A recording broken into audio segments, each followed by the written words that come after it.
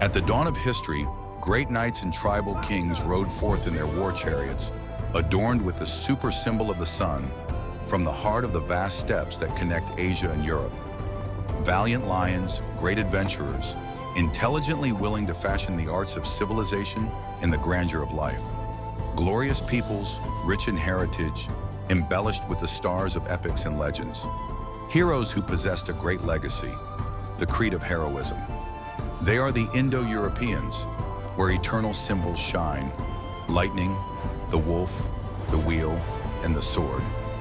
The great echoes of these early ancestors resonated, from whom the ancient civilizations of Europe branched out. The Vikings, the Romans, the Germanic peoples, India, Persia, and Greece.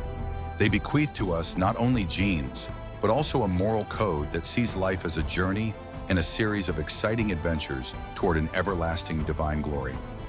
The philosophy of Kleos Aphthiton, the eternal glory. The Indo-Europeans believed that the physical existence is inevitably fleeting, but that one thing conquers death: the glory of God. A good reputation surpasses ages and inspires generations. In their ancestral tongue, they had a sacred phrase: glory that never fades. The great hero is the one who created in the arena of life a stance or achievement that would resonate in songs and epics for thousands of years. This value is what led Achilles to choose a short life filled with glory over a long, forgotten, cheap existence. The Sacred Triad: warrior, sage, and farmer. These ancestors created a balanced social system based on the three functions. Society was not chaotic. Rather, each individual had a sacred role. The warrior represented the divine strength. He protected and maintained harmony and stability. The sage, priest, creative master, preserved wisdom, knowledge, reason in the creation of the arts. Indo-Europeans were pastoralists. They were skilled animal herders, domesticating cattle, horses, and dogs, and practiced agriculture.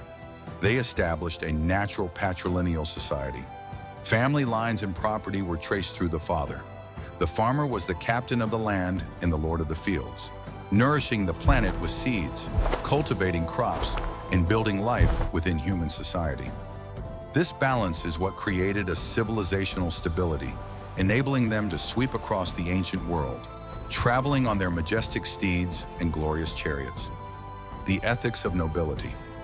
Among the Indo-Europeans, a word was a sacred covenant, men of great honor. In their customs, the bond between a leader and his warriors was based on brotherhood. The noble leader was the one who led the teammates, and following him was a fraternal partnership and a friendship of the highest caliber. From this arose the values of chivalry that we see in the epics of the Middle Ages. Nature as home and a gift from God, they did not confine their faith within closed walls, but rather saw divine power in the thunderbolt of lightning, the gusts of wind, the majesty of mountains, and the glorious light of the sun. They were children of the Lord of Heaven, the Divine Father, Deus Pater. From this divine name, we find the linguistic root of Zeus Pater, Jupiter, Deus, deity. Indo-Europeans are majestic and much acquainted with God, the source of the phenomena of life. He is holy, majestic, and wise. He manages universes and wisely sets things right, guiding his children with the arts of civilization, excellence, the glory of life, and the noble art of good living. Indo-European mythology is the reconstructed set of myths of the Proto-Indo-Europeans, the ancient people who spoke the common ancestor of many European and Asian languages, reconstructed from shared elements in descendant mythologies like Greek, Norse, Celtic, Vedic, and Roman traditions, featuring the Sky Father, divine twins, a cosmic serpent, which is often slain by a hero, creation from a giant's body, and journeys to an underworld river, and the supreme, blissful, eternal kingdom of heavens. Indo-Europeans introduced innovations like the wheel, axle, and horse-drawn chariots, giving them military advantages and facilitating rapid expansion. It's thought that Indo-Europeans had a biological advantage. A key gene mutation allowed them to digest milk after weaning, providing a crucial, mobile food source for their traveling lifestyle. Their migration spread not just languages, but also cultural concepts, religious motifs, like the sun god's chariot, and societal structures across vast distances. Shamanistic practices like soul journeys, spirit contact, and trance states for healing or divination existed in ancient Indo-European cultures, evidenced by figures like Norse Odin or Slavic Zmej, dragon men, and common motifs such as world trees and animal helpers.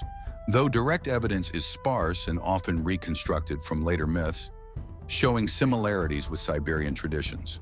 Indo-European languages form a vast family of languages spoken across Europe, Asia, and the Americas, all descending from a common ancestor, Proto-Indo-European, spoken thousands of years ago, with major branches including Germanic, as English and German, Romance of Latin, as Spanish, French, Italian, Portuguese, Slavic, as Russian and Polish, Indo-Iranian, as Hindi and Persian, Celtic, Irish and Welsh, Greek, Baltic, Armenian, and Albanian.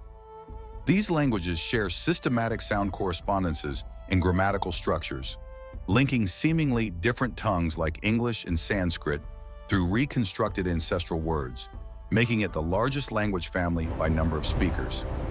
How hungry contemporary societies are, thirsting for meaning, to draw inspiration from the spirit of the great ancestors, and reviving the original virtues and sublime values.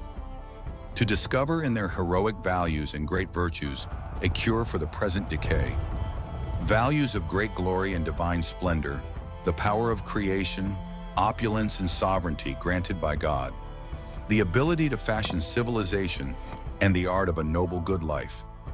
The true value of humanity lies in the honorable legacy it passes on, and in its ability to create masterpieces as great as the sun, from which generations benefit and whose brilliance endures through the ages.